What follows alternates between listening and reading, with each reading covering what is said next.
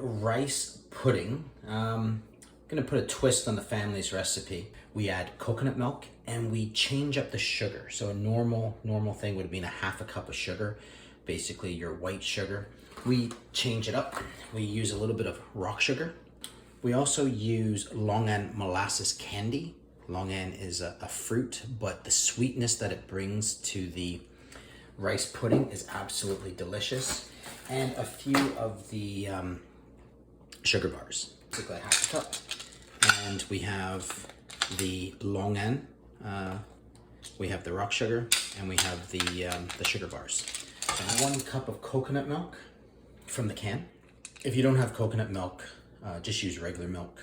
And I'm using 2 cups of regular milk, but we just throw everything into the pot except the last 2 ingredients, which is going to be butter and eggs. Family recipe doesn't use eggs, and they throw in the butter at the same time as this whole process. We're going to 3 cups cooked leftover rice, 3 cups milk, half a cup sugar. Then we're going to throw in half a teaspoon of cinnamon, half a teaspoon of vanilla. Just put this on the stove almost to the boiling point and then immediately simmer, and we'll simmer it for about a half an hour. So you're going to turn the burner on to a medium heat, say between the 6 and 7 on the dial, and then we're just going to add the half teaspoon of cinnamon. Also can throw in nutmeg, that's a nice flavor. So I'm going to put a little bit of nutmeg in, about 1/4 of a teaspoon. And it's definitely a family recipe that reminds me of my mom. She liked to make these so much. I think it was a comfort food for her. I'm going to put in the vanilla. So we have everything in the pot. We're going to heat this up and then we're going to simmer it for about a half an hour. Again, we have the heat on. I'm just going to stir this around a bit.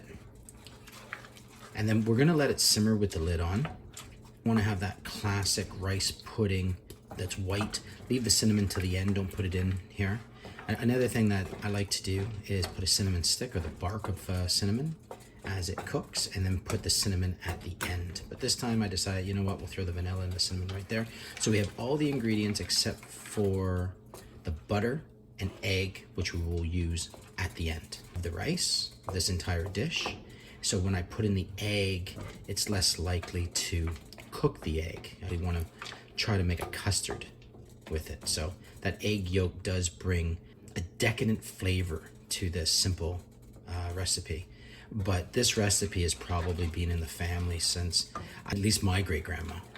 And then my great-grandma passed it to grandma, and then to mom, and then to me, and now to you. But it was one of those things, I think, that this is one of these desserts that somehow has fallen out of favor. But it's also one of those desserts for people who grew up like me. It actually takes you back to your childhood. And I'll put a little bit of raisins in at the end just to remind me of mom. So on medium heat, we're going to bring it to the point where not the boiling point, but just below, and then we're going to simmer it with the lid on for a half an hour. And then as we stir, the rock sugar is basically broken up. The only thing I'm really left with is these sugar bars. Oh, and these sugar bars also is what we use in the red bean dessert, which I'll make the recipe of the red bean. I know not for you, darling, because you've never liked the red bean, but your brother always enjoys it. And it's a gentle stir. I'm going to leave that until it now comes to the point of boiling, just the point below. I'm going to give it a slow stir just to make sure nothing's sticking in the bottom. And then I'm just going to let it simmer for half an hour, and I'll come back and take a look. So you can see that it's slightly bubbling. Turn it down to a simmer. And basically that sugar's now dissolved. And there's nothing sticking to the bottom. 20 minutes in, taking a look, it's a little bit thicker than I would like at this point. So I'm going to add another 1/4 cup of milk. So this has about another 10 minutes or so. So again, just let that simmer. With the lid on, about another 10 minutes. Okay, so that's the time. I'm going to take this off. I'm going to remove this from the heat.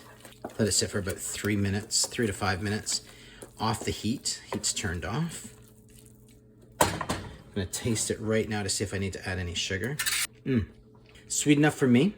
So for those of you with a sweet tooth, may want to add some more sugar. I'll just put a few raisins in to bring. You can put like nuts, dried fruit, cocoa powder in this. So again, I'm gonna let this sit. And then the only thing we're gonna add afterwards is the butter and the yolk of an egg or two. I'm gonna just use one yolk. That sit for about 5 minutes, 3 to 5 minutes, and then we'll come back. In about 5, I'm gonna throw in some of the cut butter. So it's anywhere between like 1 to 2 tablespoons. We're gonna stir this in. It's cold butter. And then we're not gonna add the yolk of the egg until the butter is completely dissolved. And then when we put in the egg, we're gonna break it. And then we're gonna stir, and we're gonna stir constantly, which, darling, I know you'll not have a problem with because you play with your food more than I do, but keep on stirring it in, okay? All right, the butter's dissolved. We'll take that one yolk, break that up, and just stir. You don't want the egg to cook, so we're stirring, and we're stirring it in there. And then what we're gonna do is we're gonna put it into a container, and we're gonna put it in the fridge.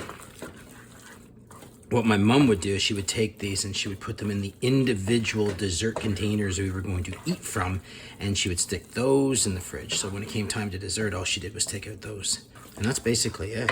So I'm gonna take this off the burner and then into the container, and that's gonna go right into the fridge to cool down.